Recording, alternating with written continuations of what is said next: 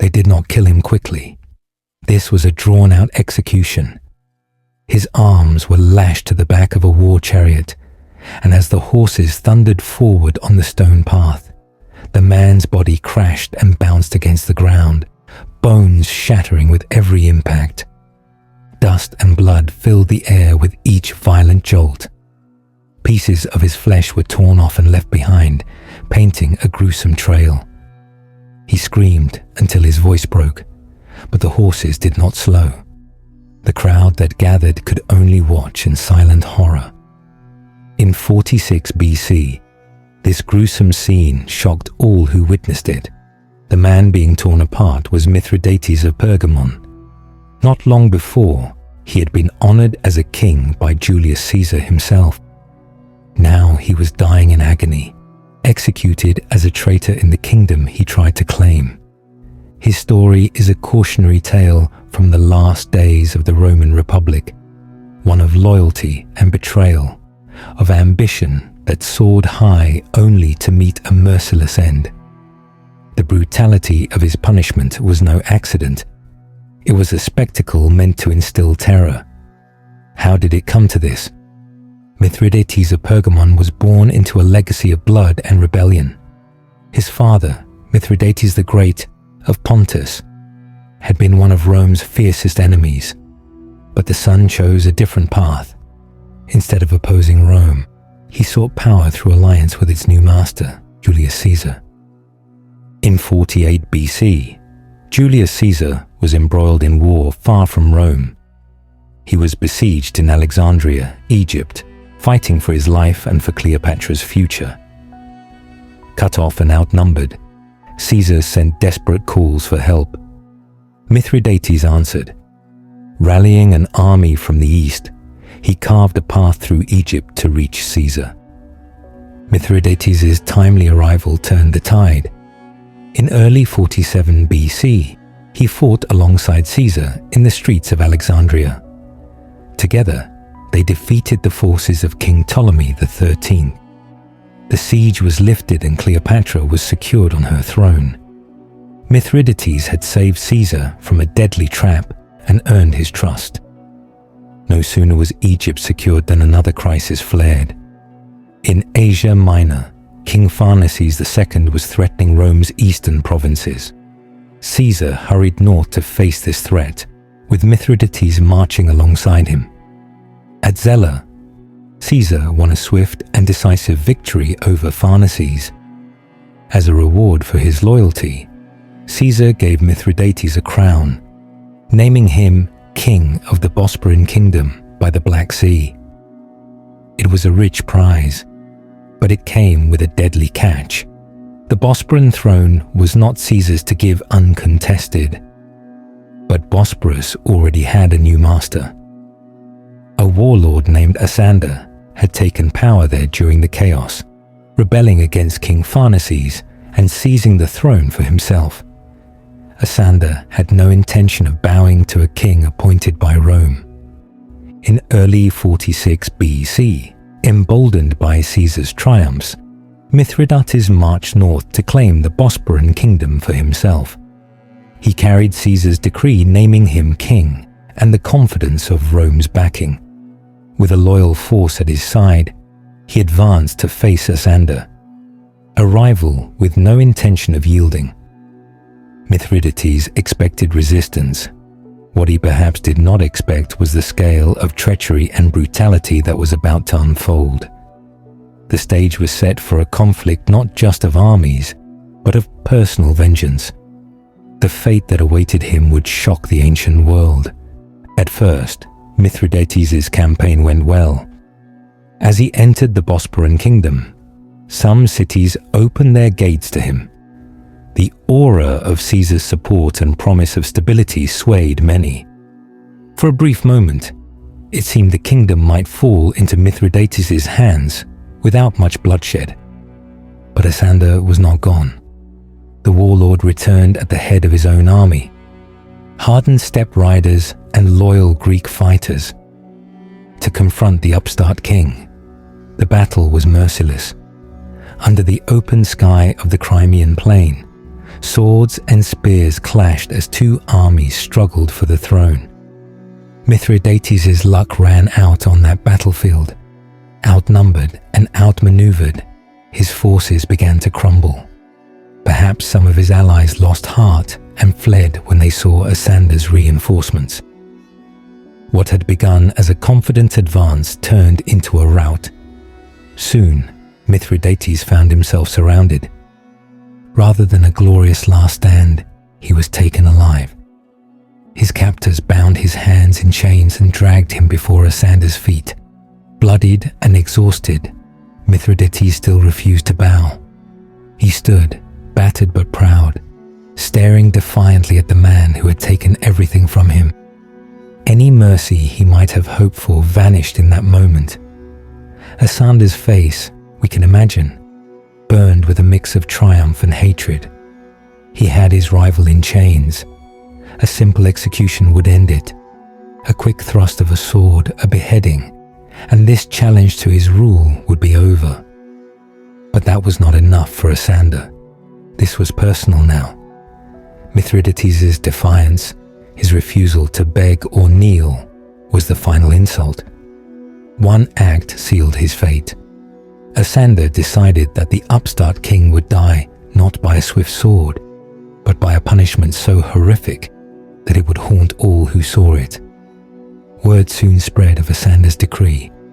In the central square, a crowd gathered, drawn by equal parts fear and morbid curiosity. Soldiers brought forth a war chariot and a team of horses. Mithridates, battered and bound, was about to face an execution from a nightmare. The execution began slowly. Mithridates was forced to the ground behind the chariot. Ropes or chains bound his limbs tightly to the chariot's rear. The horses snorted and pawed at the ground, sensing the tension. Asander wanted everyone to see what was about to happen, and to remember it. A hush fell over the square. Then came the crack of a whip. The horses lunged forward, and the chariot jerked ahead. Mithridates' body was yanked violently, dragged across the rough stones. He had no time to even scream at first. The initial shock of being torn across the ground stole his breath. Within moments, his skin began to tear. The cobblestones were unforgiving, scraping away cloth, then flesh. A smear of blood marked the path where his body bounced and rolled. Finally, a wail of agony erupted from Mithridates, a sound so raw that many in the crowd felt it chill their very bones. But his torment had only begun. The driver urged the horses to go faster. The chariot picked up speed, dragging the writhing man even more savagely. One arm twisted unnaturally as it caught on a jagged rock, snapping with a sickening crack. Mithridates' scream was cut short as his head slammed against the stones. Onlookers watched in horrified fascination. Some covered their mouths or turned away, but others could not tear their eyes from the atrocity. With each jolt, more of the man's blood sprayed across the road. Shreds of skin and muscle were left behind, staining the path with gore. They say the horses circled the square, dragging the broken king behind them. By the second circuit, Mithridates was barely recognizable, a flayed, battered form leaving a thick trail of blood. And still, Asander did not signal for it to stop. This was to be a lesson etched in flesh and stone. At last, the grisly spectacle ended. Perhaps it ended when a rope snapped, unable to hold the weight of his shattered body. Or perhaps Asander finally decided enough was enough. What remained of Mithridates was a bloody ruin. The horses slowed to a halt, panting and flecked with gore up to their flanks. For a long moment, the square was silent.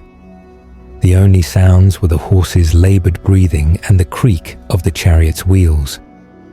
Mithridates, or what remained of him, lay strewn in pieces along the blood-soaked road. Not a soul present would ever forget what they had witnessed. The rebellion was crushed.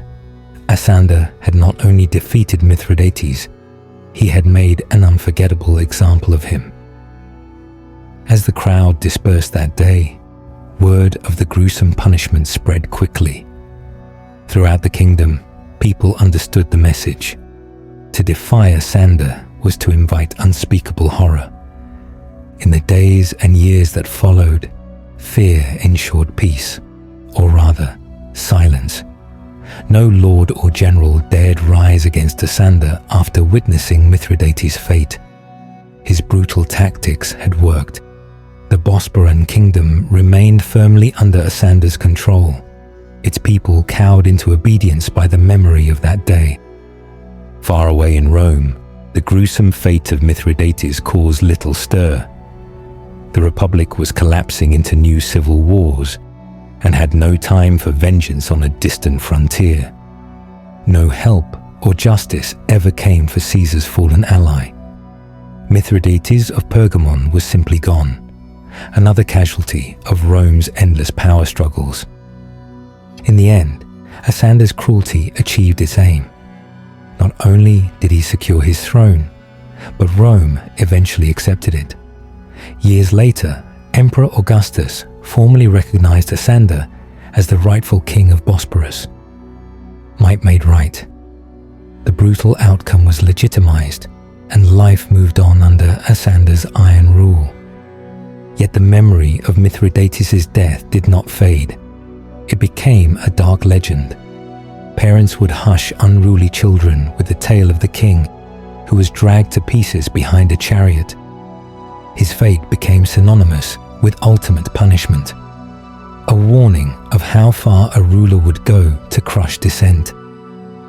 Mithridates' fate is a stark reminder of the dark side of power. In those times, mercy was scarce and cruelty was a tool of rule. Fear could hold a fragile realm together when kindness failed. One barbaric example could cow a population more effectively than any law or decree. His story also shows how fickle fortune can be. One year, he was a celebrated ally of Rome's greatest general. The next year, he was abandoned and destroyed in the most humiliating way. It underscores how swiftly power shifted in the ancient world and how little mercy awaited the fallen. As we recoil at the horror of his end, we must consider the courage it took to face it. Mithridates had chased a crown and remained defiant even in chains. Would we have the courage to stand as he did? Would we risk suffering unspeakable pain for the sake of loyalty, ambition, or honor? Thank you for watching to the end. How does this story make you feel? I invite you to share your thoughts and reactions in the comments. I'd love to hear your perspective on this dark chapter of history. And if you think this tale was horrifying, just wait for the next one. In our next episode, we'll delve into the story of a man whose intestines were pulled out while he was still alive. Stay tuned for another journey into the darkest depths of history.